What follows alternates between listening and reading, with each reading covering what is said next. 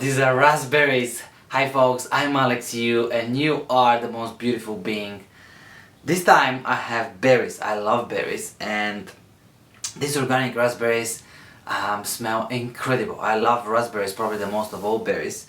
It's not a commercial obviously, we're just gonna put that aside, but as you know, when I open the videos with a smell of smelling something, piece of fruit usually, could be flower, it could be anything you really enjoy, even like the fresh lime smell, because while you are smelling, the process that's happening in your brain puts you in the present moment.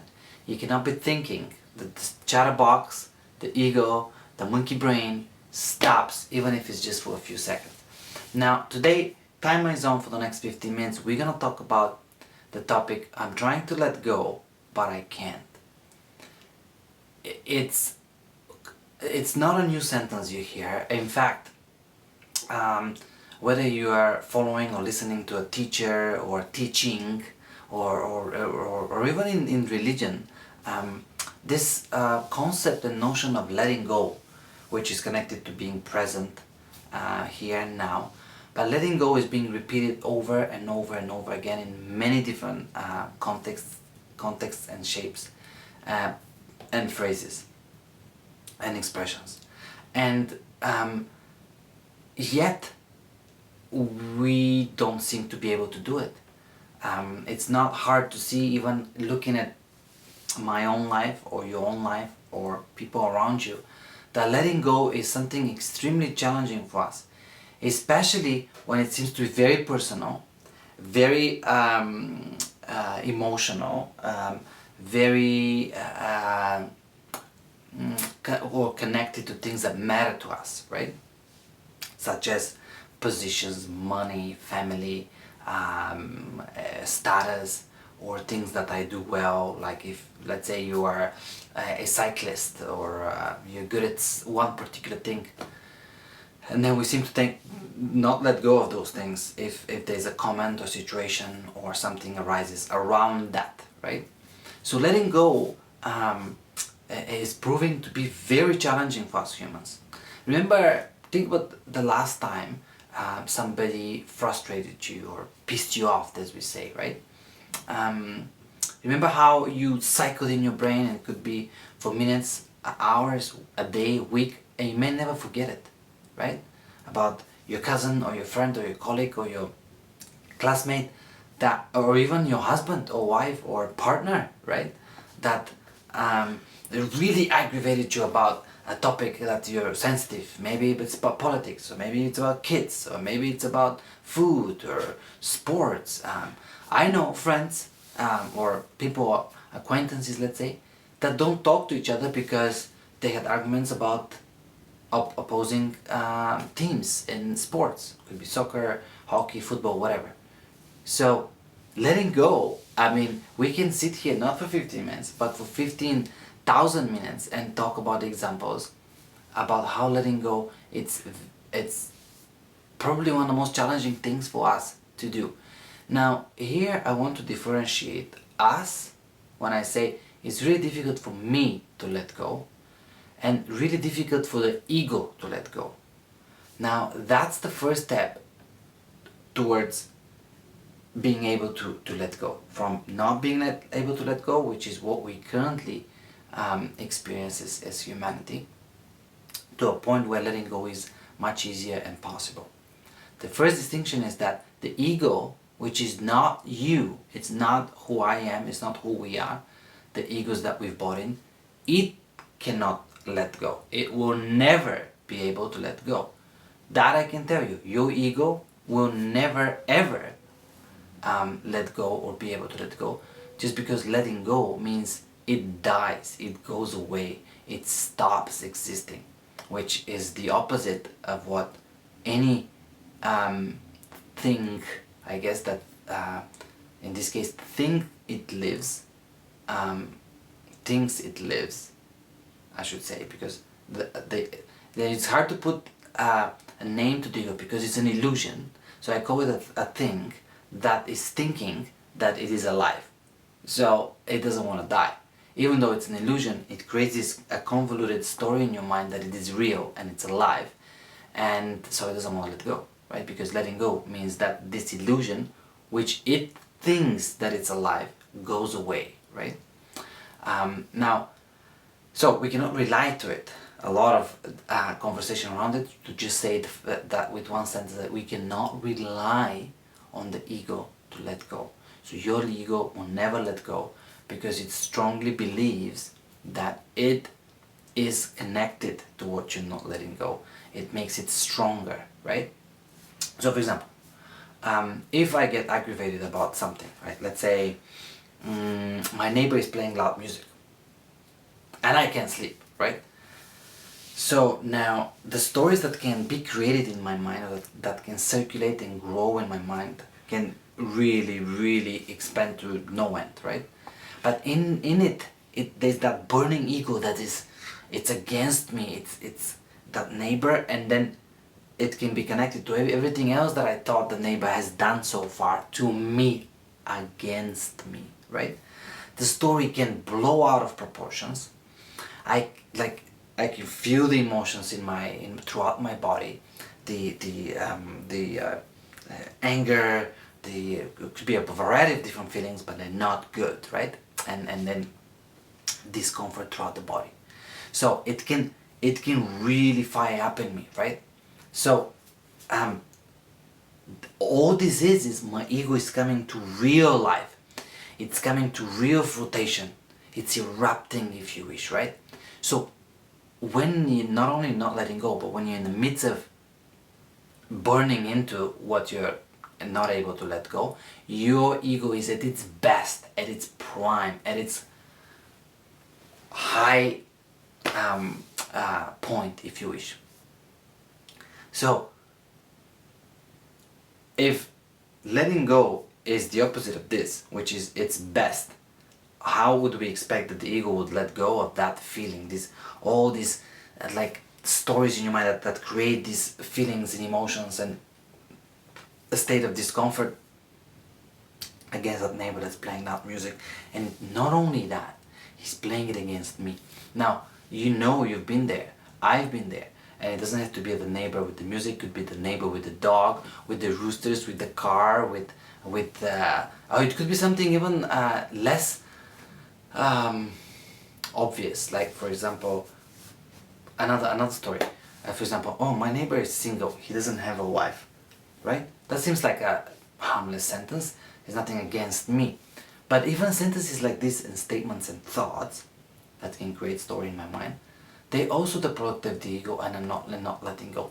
They seem harmful as in they don't create the same feelings and harmful or uncomfortable feelings in your body, but they still keep me in my story. I'm not letting go of thinking and being in one with life.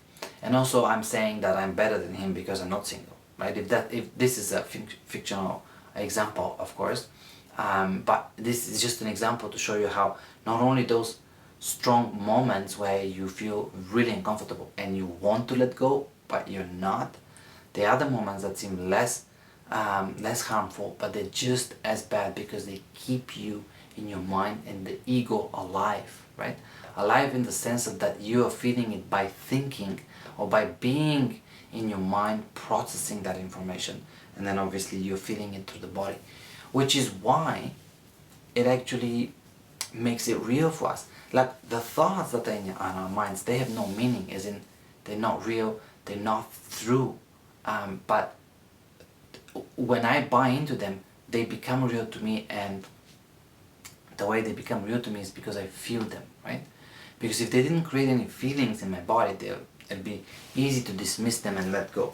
But they do create feelings in our bodies, and that's what makes it more real and more challenging to let go of that state. Now, with these examples and with what we just discussed, it's very clear and easy to see how your ego will never teach you, will never endeavor in something, even remotely, such as letting go, or that notion of the ability to let go of things easy and with simplicity. Now, but what can? How? If my ego isn't gonna teach me that, and I bought in my ego, I don't even know how not to be my ego. I'm always in my mind. I bought in the image of me, me, me, me. So how can I learn to let go and live in more peace, with smiles and joy, and with more comfort in how life unfolds? Being able not only to let go, but also to be present and proactive of the situations that are happening, versus internalizing everything, dramatizing everything, traumatizing everything, experiencing everything through suffering and pain, and basically destroying this beautiful organism through which you experience yourself and this physical earth, right?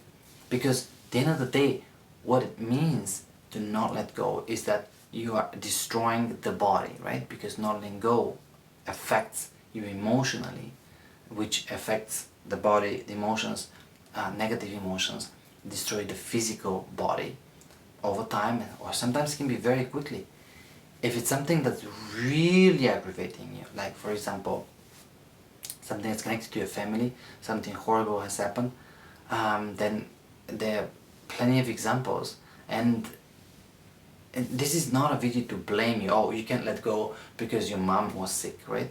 The way we have created this society, it's very understandable why a person would feel that way, and not being able to let it go of disease or even death, like in the worst case scenarios.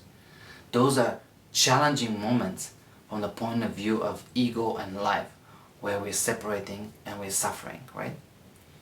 And so the physical damage that can be done to the body can take a while, but it can be very quickly. If you're not able to let go, you can get yourself sick within a matter of days, right? Of holding something so strongly inside, with such a big amount of suffering and despair, that it can physically make the body sick very quickly. Now, how then can we let go? How is there a way to actually get to a point where we let go, or learn how to let go, or we don't even have to let go, we just don't buy into it? And that's where we need to shift to. Instead of focusing on letting go, the focus need to be on how is it that I'm not buying into all these things that are seemingly important and against me, and I have to hold on to them. How do I get to that point? And the way to get to that point is when you're touching your inner self. You, not the ego, you know that you are a perfect, beautiful being, right? And that you are one with life. Nothing is against you, and nothing in a sense is against you as in personally against you. So you learn to understand that as life unfolds, nothing that happens was isolated and personalized specifically and only against you, to hurt you or whatnot. Understanding that, and understanding that life is actually with you and supporting you, and an environment where you as a being, you thrive and exist in harmony with everything. And the fact that letting go isn't even a function that is needed for you to be, to exist, to do whatever it is that you enjoy doing in this life. It isn't something that aids you, helps you, supports you. Like the moment you understand that it doesn't give you anything, it doesn't add anything to you, then you start questioning, this whole experience isn't necessary, isn't what I want. And then you switch to struggling to let go, to not even trying to let go. See, that's okay. So that's some of that. It's really challenging to put in words, because it's something you experience and then you know it without speaking about it. Trying to let go means that you're not letting go. But having let go, let's just say, means it's not on your, and trying to let go, it isn't an experience anymore, right? And so what we need to shift from is, I'm trying to let go but I can't, and blaming myself and judging myself and suffering and being the victim that I can't, to a point where I'm not trying to let go because there's nothing to let go about. Then you've succeeded. Then you've succeeded, meaning you're not coming out of your ego anymore, holding on to things, holding grudges, taking everything personal, suffering, because you've understood that through those experiences, through holding on and suffering, you don't gain anything. Something horrible has happened, like the worst case examples. Through suffering, you cannot change it. Your ego doesn't know that, it doesn't care about it, because suffering holds on to itself, right? Like suffering creates a sense of self, a fake illusionary self that suffers. And if there's a loss here, something horrible has happened, that's my out, and I deserve to suffer, to not let go for months, years, for the rest of my life. And how are you changing the loss? Yes, it's unfortunate, obviously, but you're not returning that loss. Certainly, moreover, you will probably lose your own health and definitely your peace of mind, and not even talking about enjoying life, right? So what I'm trying to get, we gotta get to a point when I believed, and I've lived in a way that letting go, that holding on to things was the right thing to do, to a point where there's nothing to let go. I'm right here, and that experience to go through holding on, then trying to let go, then judging myself for not being able to let go, and learning how to, all that is gone. Because now I understand that this experience isn't needed, isn't necessary, it doesn't help me. What does help me is being present, engaging with the situations out of presence, out of quality, and doing the best that I can at the moment with what's available and what is available with me, around me, and running and going and flowing with life as it unfolds, as it hugs me, as it's with me, even through those moments that seem challenging and difficult, and it's tempting to go into a state of holding on and being aggravated. Now, this is a deep topic, but only to the ego. To the self isn't. When you have a present moment, you're never going to be experiencing trying to let go. The present moment automatically means you have let go, and all you're experiencing is a state of being. And the state of being doesn't need to do anything to be, and that's its most wonderful qualities. You just are. We're past the time. I'm gonna go with my raspberries.